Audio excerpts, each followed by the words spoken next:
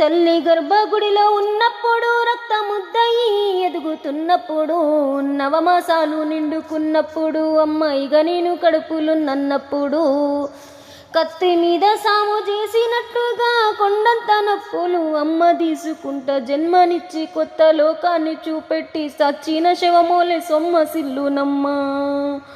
అమ్మంటే ఎంత గొప్పదో బ్రహ్మకైనా వర్ణించవశమౌనా. ఎన్ని జన్మలున్న కవలు కలములు అమ్మ ప్రేమను రాసిన తరుగునా. పొద్దు పొద్దున లేచి నీ నామములు తలచి నిన్ను పూజించిన నీరు నము తీరునా అమ్మా.